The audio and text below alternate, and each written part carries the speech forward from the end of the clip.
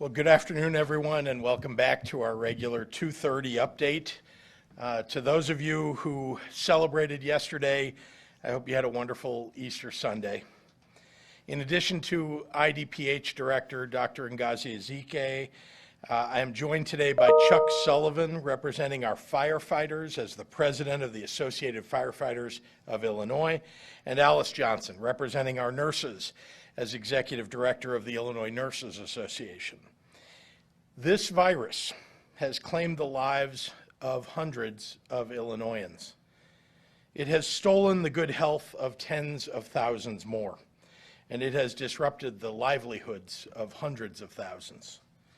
The challenges workers and families are facing today is something that my whole administration thinks about each and every day as we're simultaneously attempting to fend off health consequences of coronavirus.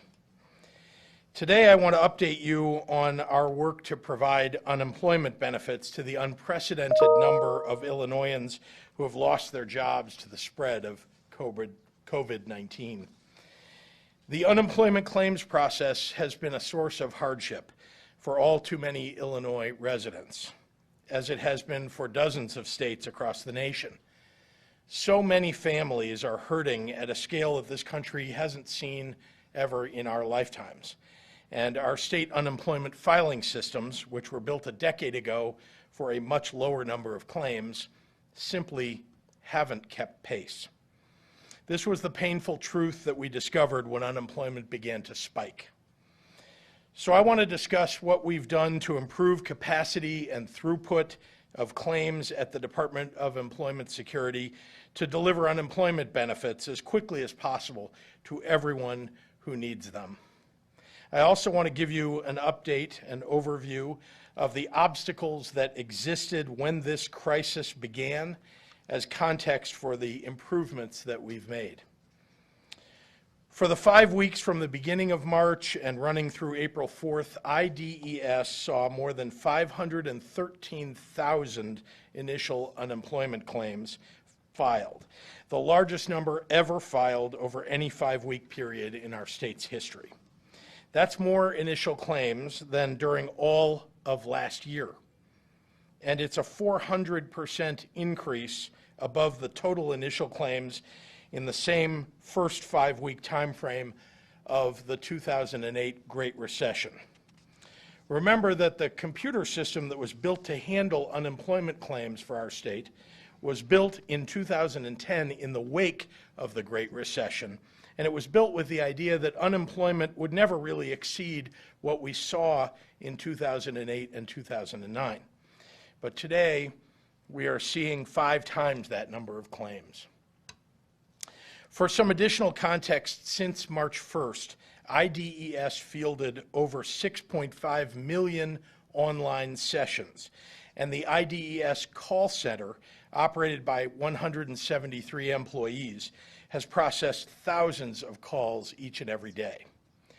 We're not alone as states across the nation continue to struggle to keep pace. Here in Illinois, we've assigned hundreds of state employees to work around the clock to respond at the fastest rate possible.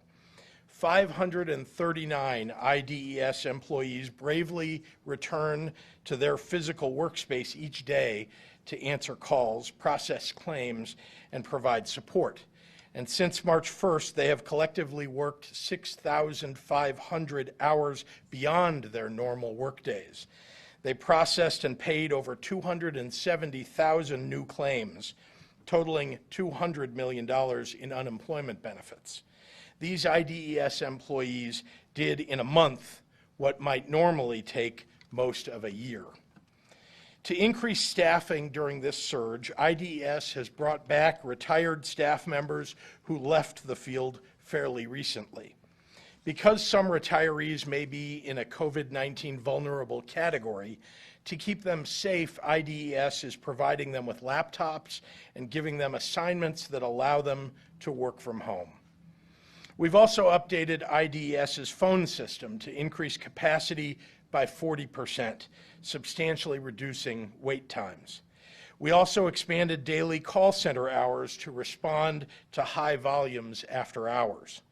And to expand that capacity further, IDES is establishing an outside call center with an additional 200 agents, all from Illinois, who will assist in the application and certification process. Online, the web platform has been entirely overhauled. The system has been moved to new hardware infrastructure, significantly increasing capacity. Load times for web pages now average less than a second.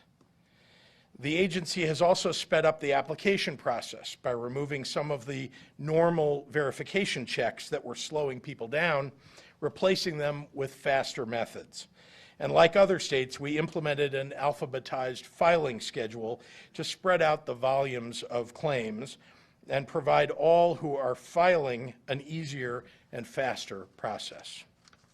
Weeks ago, we brought in outside partners, including Accenture, IBM, Pitney Bowes, and Deloitte, to work alongside us to significantly expand our web capacity and capability while adapting to recently passed programs from the federal government. They're doing in weeks what normally would take a year. And in partnership with Google AI, with Quantify and Carahsoft, we've developed a 24/7 service on the IDES website to provide immediate assistance to filers with their frequently asked questions. This program is rolling out this week. We're also hard at work to expand unemployment benefits themselves to more people who were previously ineligible and to increase payments to every eligible unemployed Illinoisan. As I announced last month, I signed an executive order to waive the traditional delay of a week before the collection of benefits, allowing our claimants to receive 2 weeks of benefits instead of 1 in their first payment. Additionally, last week was the first week the Federal CARES Act allowed for the payment of the additional $600 a week in federally funded benefits from March 29th through July 25th. And I'm pleased to say that we have fully implemented this program with first payments already out the door, making Illinois one of the first states to get this extra support into the hands of our residents. I want to review the new program of unemployment benefits for independent contractors, a badly needed relief for so many. After Congress passed the CARES Act, the U.S. Department of Labor attempted to limit this program by creating real regulatory obstacles for implementing it. It has taken U.S. Department of Labor weeks to issue guidance to the states, and they've promulgated confusing and very stringent regulations that attempt to severely limit who can actually qualify. After expressing our frustration about this to the federal government, IDES has contracted with an outside firm to help us stand up a new system to get these benefits to as many Illinoisans as possible, despite the labyrinthian regulations. In the coming weeks, 1099 workers, including independent contractors and sole proprietors, will be able to get unemployment benefits, with payments beginning to go out around this time next month. I want to turn your attention to those on the front lines who are fighting this pandemic, who leave home to go to do their jobs every day and come home carrying worries and fears about what happens to their livelihood if they get sick. These are our police officers and our firefighters, our healthcare professionals and support staff, our grocery workers, our transit employees, our truck drivers, all of the people who provide the critical services that keep us going under this stay-at-home order. We owe them a debt that we can never fully repay. But to start, we can give them the peace of mind to know that they will be covered if they fall ill on the job. So I asked our Illinois Workers' Compensation Commission to pass emergency rules to protect these heroes by ensuring that their workers' compensation insurance covers them if they contract COVID-19 while they're on the job. And just this morning, the Commission voted to support this extension effective immediately. I'll continue to do everything in my power to get our residents the support that they need to get through this battle. You know I will. I'm fighting hard, and we've got many weeks forward that we're going to be working hard to lift up our working families and to get the state back on track. I thank you all, and I now would like to turn it over to our IDPH Director, Dr. Ngozi Ezike, for today's medical update. Doctor?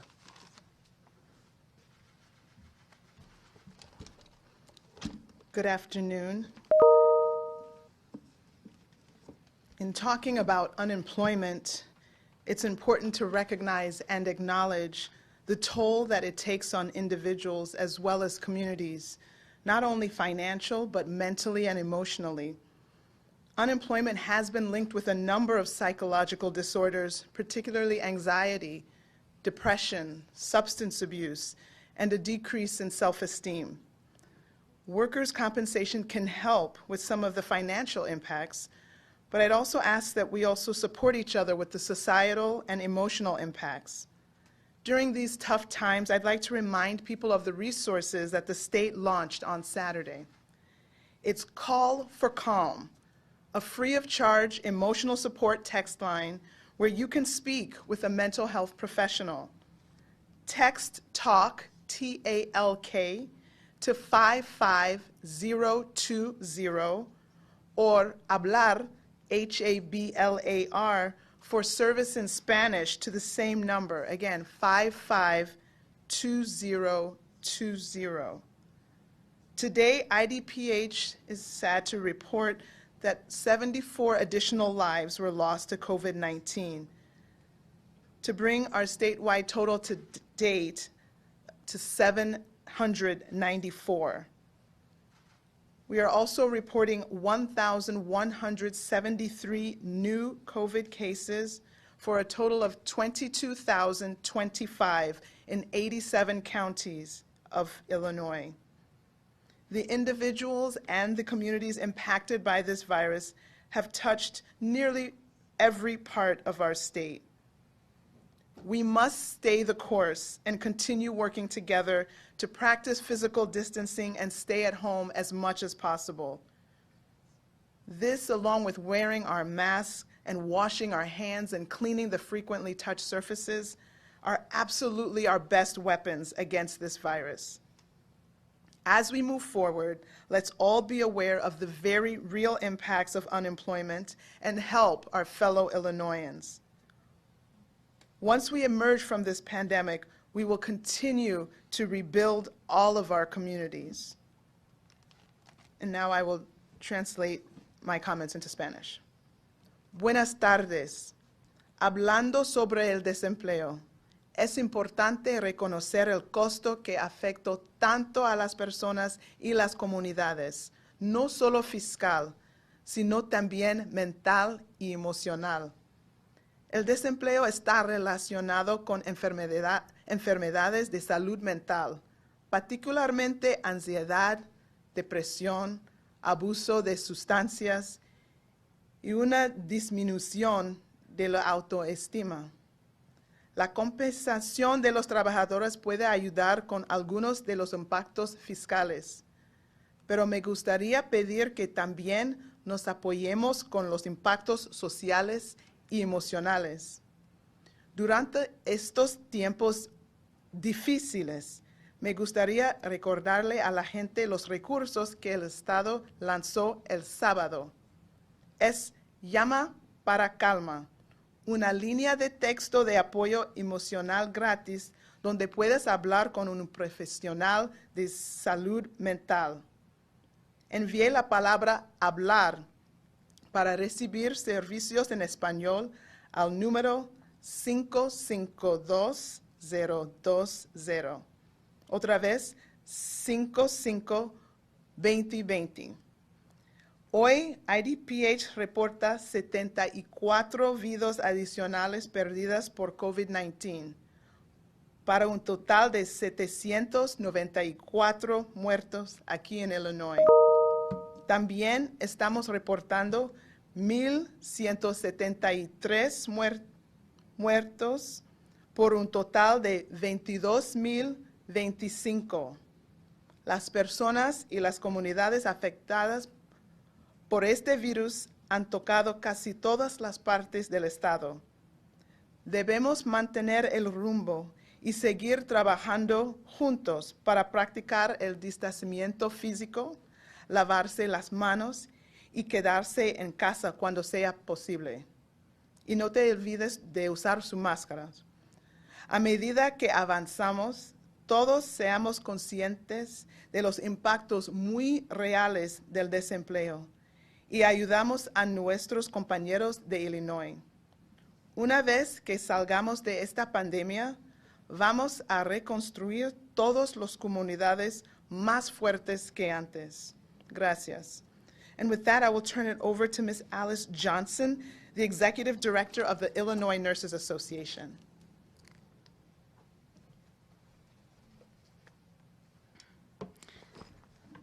Thank you, Dr. Ezeki.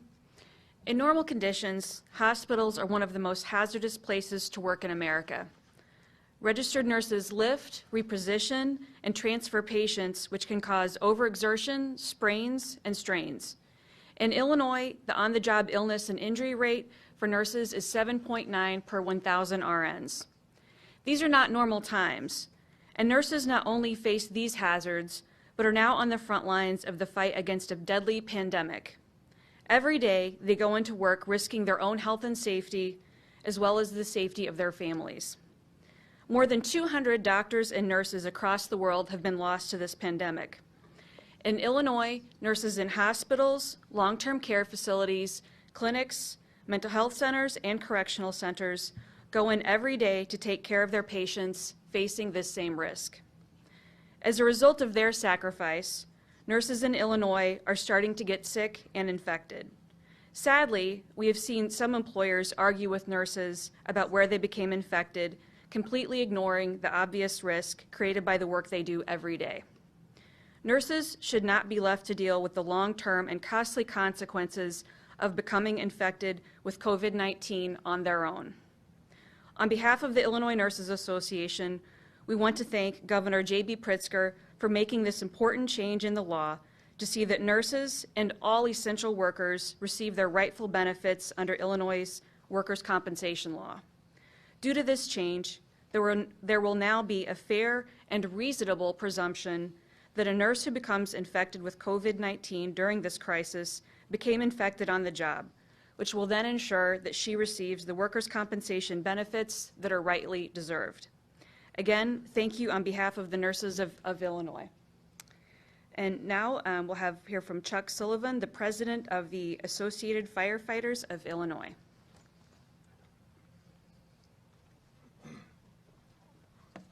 Thank you, Alice, and good afternoon.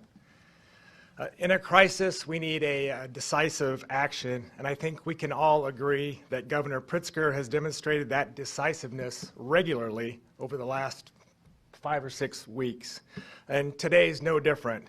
The Associated Firefighters of Illinois represent over 15,000 members in 224 communities across the state, and we are all very thankful for this amendment. Firefighter EMTs and firefighter paramedics are the first link in the public health system, especially as they protect their communities during this pandemic. We often respond to uncontrolled environments on a daily basis, and that's created a unique set of exposures during this public health crisis. But you can be assured that we have been and will continue to provide prompt professional care when we're called upon. And over time, the term fire department has become more of an all hazards department. So whether it's a motor vehicle accident, an apartment fire, a hazmat leak from a rail car, an asthma attack, or you're stuck in an elevator, we'll be there for you. And each one of us took an oath and swore to protect the members of our community. It's comforting to know that through this emergency amendment of the Worker Compensation Commission, that the state of Illinois will be there for us. I also want to thank leaders Jay Hoffman and Kathy Willis, as well as Deputy Governor Dan Hines, who advocated on our behalf to ensure that our members are given the peace of mind, knowing if they are sickened, they are taken care of. So thank you. I'd like Governor Pritzker to return to the podium for questions and answers. Thank you very much, Chuck. Thanks very much, and I'm happy to take any questions from reporters in the room. Hey, wait. Can Marianne go first? first because she's got the mic, and then we'll give it to you. Okay. Yeah. Mary Ann. Thank you. All right, no, it doesn't matter. I just wanted to check, could you explain on the independent contractors, what do you mean by that next month? So what about all this time that they haven't been able to work? Are they able to collect for that as well? Could you just give it a little more detail? Yes, they have to be approved. They'll get paid for the time that they're not working, but the process of going through as an independent contractor is one that is new. And in order for us to qualify them, to make sure that we're doing it in the right way, and of course with these changing regulations by the U.S. Department of Labor, it's going to take us, a few weeks to stand up that new system. Could you also update us? I know you were asked yesterday about this, but now we've learned that a poll worker died on the South Side literally 14 days after the election. Should the election have been held? As you know, and I've said this before, the governor of Illinois does not have the constitutional right, legal right, to shut down the election here. It's different in different states. We don't have that here.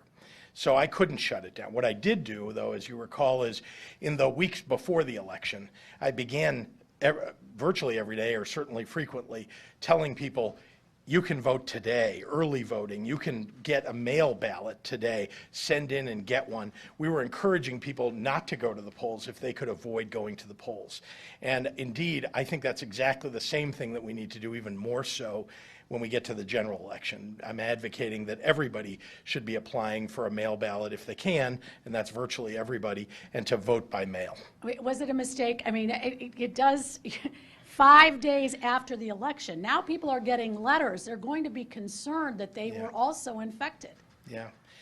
What I can say is it's, as you know, a decision that gets made by the legislature, whether there's an election on a given day, avoiding having people go to those polling places, making sure that there was sanitizer and that there were masks and other things that people needed, the PPE. That was the job of the Board of Elections, and they were promising to do that. And it is horrific. This virus does not know any boundaries. There's no doubt about it. And that anywhere you go, it is possible to pick it up. And as you know, even then, we didn't have a stay-at-home order in place, even though we were the second state in the United States to put one in. In March 17th, we didn't have that in place. And it wasn't at that time something that, everybody thought, well, this is the right thing to do. 4 days later, we did put it in place. Republicans held a news conference as well this morning, very concerned about this same issue of unemployment, said that really you've dropped the ball, there should have been more people, they could have been quicker.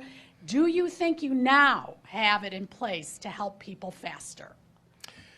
We have been working since very early on as the onslaught of this pandemic was upon us, and we knew that there were going to be unemployment claims to a greater degree than anybody ever expected. And we began working on this, on upgrading the systems, on bringing in people who otherwise weren't coming into work, making sure that we were recruiting others to answer phones and so on, expanding our phone lines. I would say that this is still a work in progress. There's no doubt about it. It's much better than it was, much better than it was. I also want to say that, this pandemic, this COVID-19 knows no partisanship.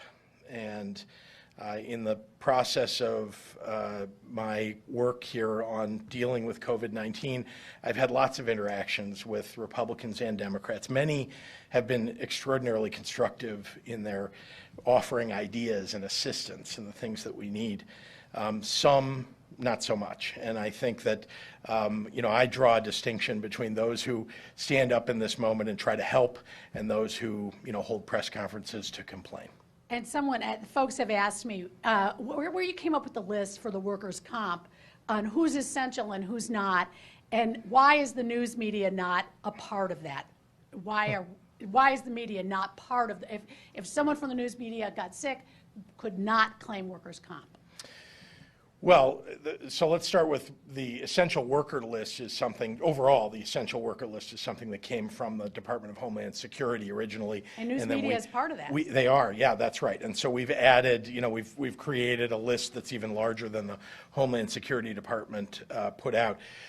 With regard to workman's comp, we started with what we thought were the people who are very much on the very front lines, the people who are interacting literally daily, potentially, with someone with with COVID-19. They're treating, think about a nurse in a hospital right now. I don't think there's anywhere that you could be a nurse right now in the state of Illinois that you're not in some fashion interacting with a person who is, has COVID-19 or potentially has COVID-19. And the same thing for the folks, the firefighters. I mean, think about what they do. Just listen to the list of things that Chuck said. So, look, is it something that the Workman's Comp Commission could consider, expanding to other areas? Yes, but we felt like the people who are on the very front lines, most exposed, those are the people we want to make sure got covered first. Understood.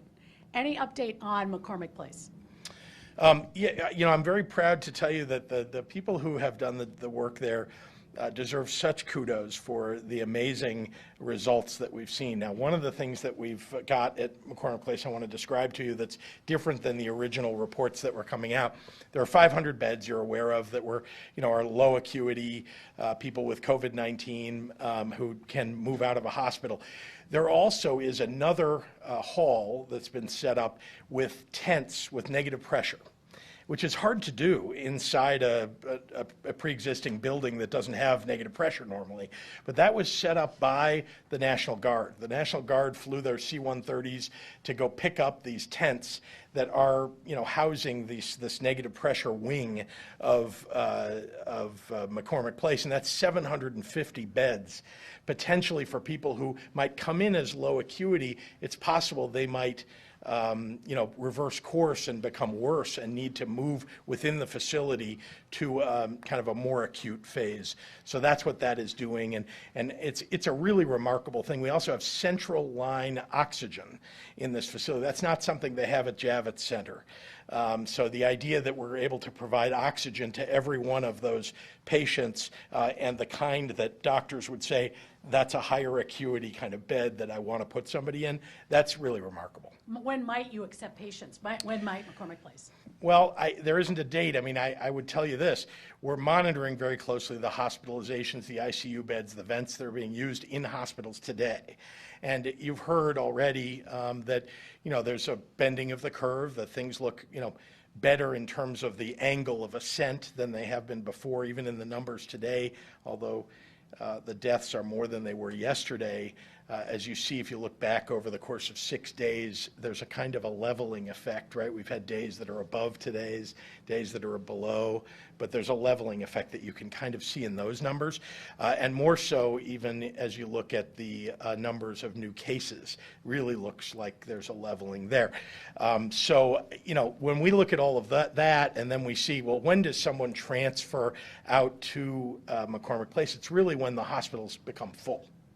And they're not yet full. Indeed, you'll hear, because we're going to talk about hospitalizations a little later this week, that we're going to be focused on, we are focused on hospitalizations and ICU beds, because that tells you what direction you're going and whether you're going to have patients moving over to McCormick Place. Right now, we don't have any need, but we prepared it for the possibility of needing it. And as I've said before, I pray that we don't need it. Is it President Trump's decision to end the stay-at-home order in Illinois, or is it your decision? Well, I think he's going to issue some advice about it, but it is true that it's up to the governors to make decisions about the executive orders that we've put in place, and all of the governors that I've talked to, and especially me. We want to lift these orders as soon as we can. We want to get things back to more normal as soon as we can. But one thing that we have to pay attention to is, what direction are these curves going, and what is the advice that we're getting from, again, the scientists and the doctors who know more about immunology and about all the issues of COVID-19 than an elected official who's not a doctor.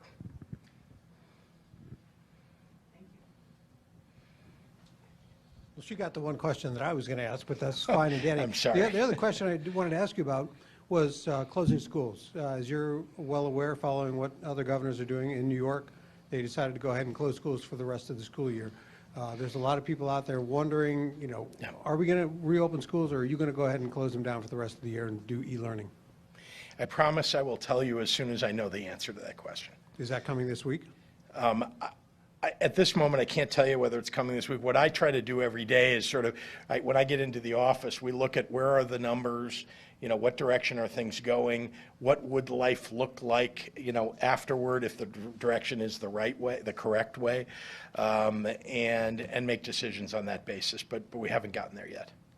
Is it likely that we're going to lift the stay-at-home order by May 1st? I think it's likely that there will be adjustments to the orders that we've put in place, but it is also true that, as I said yesterday and have said the last couple of days, that it's not like we're anywhere near herd immunity, and there isn't a treatment. And in order for you to get to a point where you want to, start moving significantly back to normalcy, you need widespread testing. We don't have anywhere near widespread anywhere in the country. There's no widespread testing, but we're doing more and more and more every day in Illinois on average. You'll see that going forward. The second is you need a contact tracing system that truly allows, when you detect somebody as COVID positive, that you can get a hold of the people that they know that they came in contact with in the last 14 days, let's say. And then the last part is like I said, you need a treatment to lessen the severity of the symptoms that people experience, so that either fewer of those people go to the hospital, fewer of them move from just a plain regular bed to an ICU bed, hopefully many fewer moving to a ventilator, and of course, getting the death rate down. And of course, obviously, with all those points that you just made, it doesn't seem like it would make any sense to put all these kids back into schools in a group setting to potentially expose them if we can't do the testing and all the things that you're saying you want to do. I think nothing that happens, next month or the month after that is going to be exactly the way it was 4 months ago or 5 months ago. And so the question really is not, could you do this or that? The question is, how would you do it, practically speaking, so that you don't have many more people getting infected? So to follow up on that, what are some of the conversations you're having about how you make that happen? Yeah. I mean, do we open the economy, so to speak, in phases, or is this something that's all at once? What are the conversations, and what are that you're having, and what are the experts telling you? So there's not exactly a perfect consensus, right? But you've laid out some of the things that we're talking about, which is, what is a phase? I mean, we talk about phases. Well, what does phase one look like? Forget about 2 or 3 or 4. What is the first thing you do? And how does that work? What rules do you have to put in place? Does everybody wear a mask? Do you require that? Today I've encouraged everybody, the CDC's encouraged everybody, but there's no requirement that people who go out in public must wear a mask or go into a grocery store or anywhere else. So that's, a question. What are all the rules for each industry? That's the other thing. As you start to talk industry by industry, a manufacturer is very different than a clothing store. What are the rules? Do we have to start thinking, the way that that the fire marshal determines how many people can be in your store, in your grocery store, based on the number of square feet, so that if there's a fire, everybody can get out? Do we now need to have a public health administrator determining, how many people at any given time can be in a certain store for us to reopen those stores? And are those decisions that are going to be made over the next 2 weeks before your current stay-at-home order expires? Well, you couldn't make all of those, there's no doubt about it, but I have been talking to industry leaders and people who lead workers in those industries, because the most important thing is safety and health. I mean, we have to start with that as some basis of understanding between businesses and workers, that if people are going to go back to work, or if we're going to open up, opportunity for people, back in their industries, will they feel safe? Because it's very important to feel safe and to actually be safe. And that's what we're trying to work on. And again, it's going to be, you talk about phases, we have to look at these things very much industry by industry, and then ask the question, and when does that change too? How long do you go? What is the gating issue? I told you what the gating issue is for any significant moves here, testing, tracing, and treatment. And then, I think more PPE availability. And then what's the next phase? I think the next phase is a vaccine. But, again, I'm trying to listen to the experts. And, I was a businessman before I became governor. I understand the challenges businesses are going through. And I'm also very concerned to make sure that the workers who go back to work are safe. So those are things that I'm spending time on. Mayor The Lightfoot last said this. question in the room. and then Mayor we'll go Lightfoot online. said this afternoon she expects that stay-at-home order to be extended. Can you give people any idea when you can confidently say if it's going to be extended or when you might know? I can't tell you now because I don't actually, there isn't a date that I have in mind for it. Things have to evolve. Every day I wake up, I come into the office, and among other things, I wait for the numbers. And a lot of what I hear from Dr. Ezike is what guides me. And I, try to check in with the epidemiologists and others around Illinois, because we've got some of the best in the world, and make sure that there's a kind of a consensus, of where are we right now.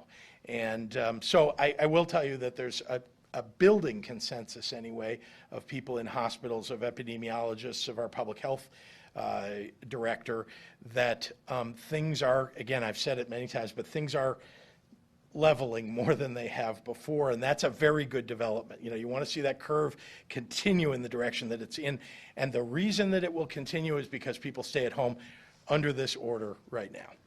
All right, questions from online. Tim McNicholas with CBS Chicago. Starting today, independent contractors in Michigan can apply for unemployment benefits. Some gig workers are wondering why the same can't be done right now in Illinois. Why is it taking longer here, and when will Illinois workers be able to apply? Well, the federal money that comes to support that new independent contractor support doesn't come until you've got until May, frankly, and so we've got to make sure that we've got a system that determines who's eligible and who's not before we can distribute money that isn't here yet. But I will tell another thing. I mean, some states, by the way, have gone ahead and taken something they've got in their own coffers and offered that to the gig workers and independent contractors. But that's not something that's available to us in the state of Illinois. This is from Hannah Meisel. Governor, you characterized the emergency rules approved by the Workers' Compensation Commission this morning as rules that covered essential workers if they're infected by COVID-19 on the job. However, the actual rules don't read that way. They say all workers deemed essential by your executive order who come down with COVID-19 will be rebuttably presumed to have caught it at work. Yeah. The employment community says that this is not only an egregious overreach, but also illegal because they argue such a large change can only be approved through legislation. Is that what was intended? Look, my intention is to protect the workers of Illinois, the people who are most affected by this COVID-19. We are in a pandemic, in an emergency. This is what we need to do right now to protect people. Lynn Sweet from the Chicago Sun-Times asked, will the program be fully implemented by the week of May 11th? Does that mean implementation, or people can start to apply in May? That's a great question. I'm glad it got asked because I want to clarify. People can apply now. They can send in their application now. It will be determined to be either eligible or ineligible for the current system. And if it's ineligible because it's an independent contractor or 1099 gig worker, that person's application will then move to being ready to be processed by the new system that'll be stood up and ready to go in early May or early mid-May. Jamie Monks with the Chicago Tribune. Are you considering shifting state workers from other agencies to IDES to help meet the demand for unemployment filing? And what do you say to the unemployed Illinois residents who have been trying for weeks but haven't been able to get through to file claims? Well, the answer to the second half is everything I just said when I stood up here and told you what it is that we're working through here and all the challenges that we've had. As to moving workers from other departments, I want to explain that there are federal rules that apply to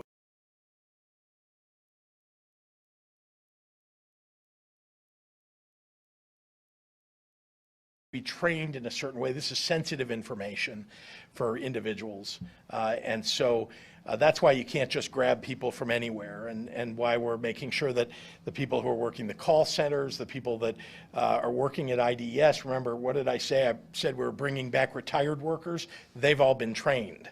And so they're doing it from home, but the point is that they're eligible to be able to do this right away. And so we have expanded the workforce at IDES to take those applications by phone and to help with the applications online. Rebecca Broomfield with WMBD in Peoria. We've received a copy of the cease and desist notice sent from state police to the Pekin Country Club. Why the follow-up notice, and what do you hope is the outcome from that push? I can't give you a specific answer to the question, Rebecca. State police are ultimately responsible for enforcing the stay-at-home order and all of the executive orders that we put in place that would interact with the public. So, that's why the state police are involved. This is from Greg Bishop. Being that it's been stated that COVID-19 is no one's fault, how do you balance the extra cost employers and even taxpayers that pay for first responders could bear with this emergency rule from the Workers' Comp Commission? Well, what I can tell you is that in the middle of an emergency, the only way that you have to operate is to protect people as best you can, their health and safety, and to the extent that it's required that someone has to pick up the tab for that sometimes that will fall on the people who are most able to pick up the tab. Having said that, we have challenges with our unemployment insurance in the state. Every state does. Indeed, that's why we're talking to our federal officials about making sure that they're going to help us replenish that unemployment insurance trust, because it's happening everywhere in the country, and to a greater degree or lesser degree to each state. But every governor that I've talked to has said they're going to need help.